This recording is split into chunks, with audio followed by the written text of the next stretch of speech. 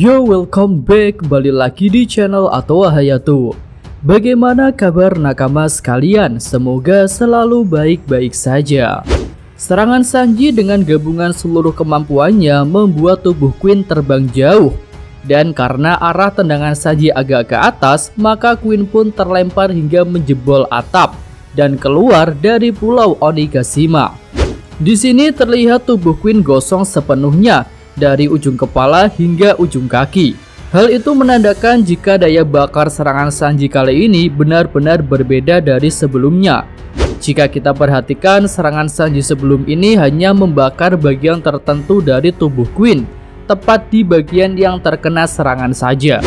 Lalu di sini Queen terlihat sudah kembali ke wujud semula, yang menandakan dia dalam kondisi pingsan hingga kemampuan Zoannya otomatis tidak aktif.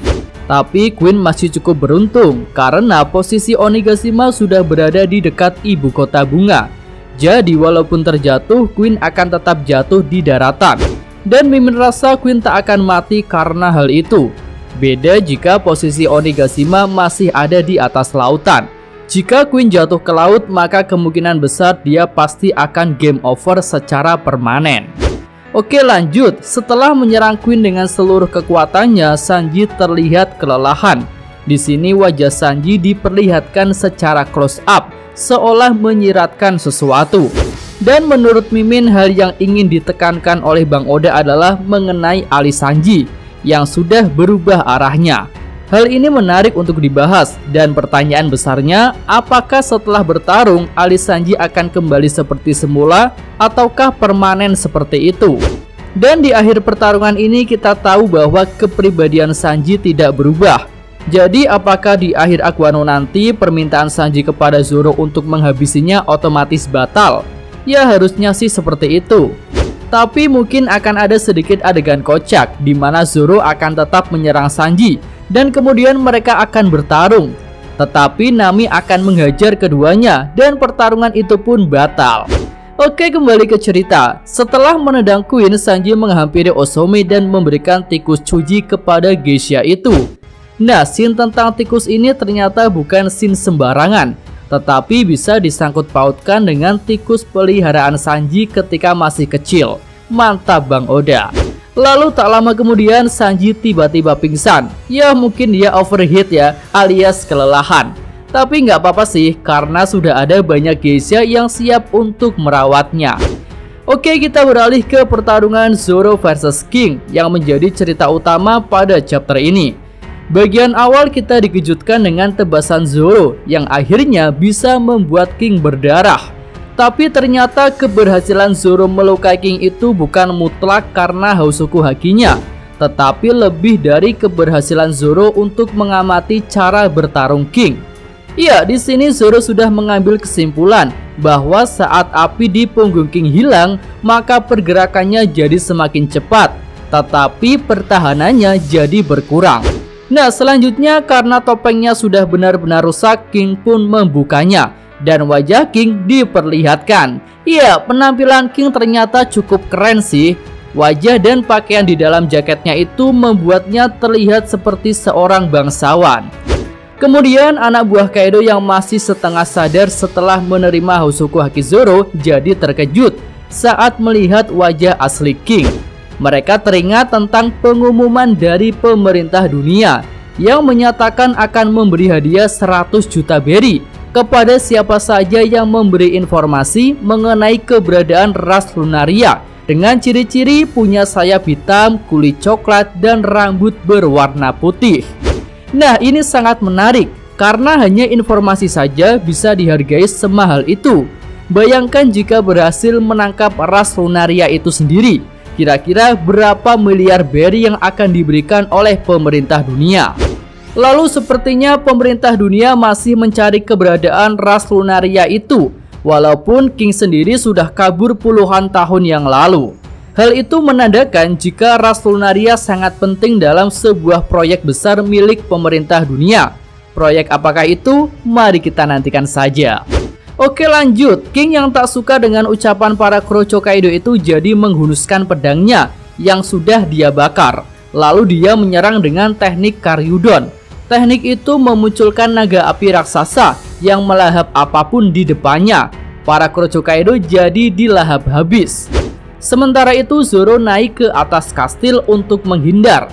Di sini Zoro cukup penasaran mengenai ras Lunaria King yang dihargai semahal itu hanya untuk sebuah informasi saja.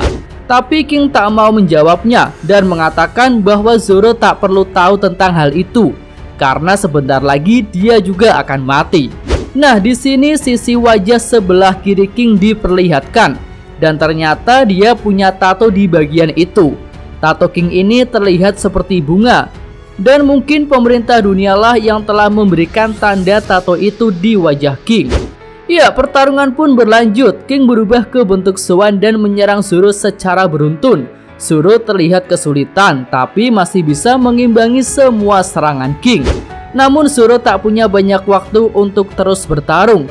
Dia mengatakan bahwa jika terus seperti ini, maka dirinya akan mati karena pedangnya sendiri.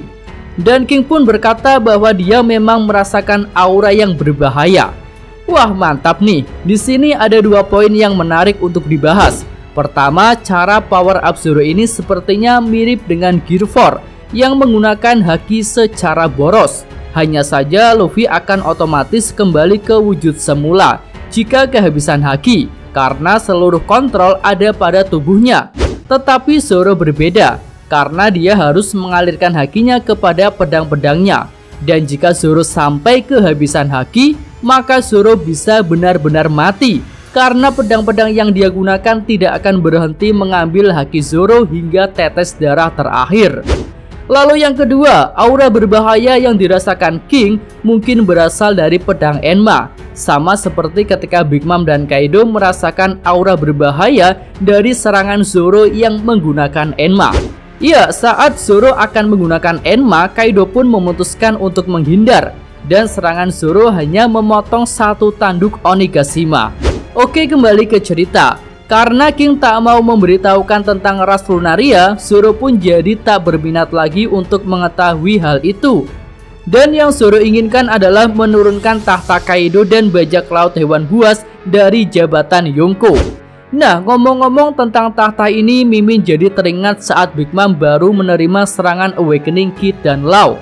Ketika itu Big Mom juga menyinggung tentang tahta Yonko. Jadi tampaknya setelah arc Wano ini Luffy akan benar-benar resmi menduduki jabatan Yonko, menggantikan Kaido.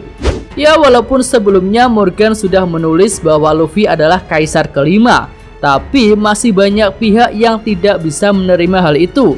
Mulai dari angkatan laut hingga Kurohige sendiri sebagai Yonko kemarin sore. Namun King tentu tak mau menerima hal itu. Dia pun menegaskan bahwa Kaido tak akan jatuh dan makhluk terkuat itu malah akan jadi raja bajak laut. Nah, selanjutnya ada flashback yang menceritakan masa lalu King dengan Kaido. Di sini tidak ada keterangan kapan kejadian itu berlangsung, tapi tentunya lebih dari 20 tahun yang lalu. Saat itu Kaido dan King sama-sama berada di sebuah laboratorium, tapi Kaido berhasil membebaskan diri. Dia pun menawarkan kebebasan kepada King dan mengatakan akan membentuk kru bajak laut. King pun mau mengikuti Kaido setelah Kaido meyakinkan bahwa dirinya akan merubah dunia ini. Dan King resmi jadi kru pertama bajak laut hewan buas. Oke, kembali ke masa sekarang. Zoro dan King mengadu pedang. Zoro menggunakan teknik baru No Santoryu dan King menggunakan teknik Karyudon. Mereka saling menghindari serangan dari lawannya itu, tapi pedang King dan Zoro kembali berbenturan. Kali ini King berusaha mengambil pedang-pedang Zoro lagi dengan kemampuan unik di pedangnya, tapi Zoro tak membiarkan hal itu terjadi.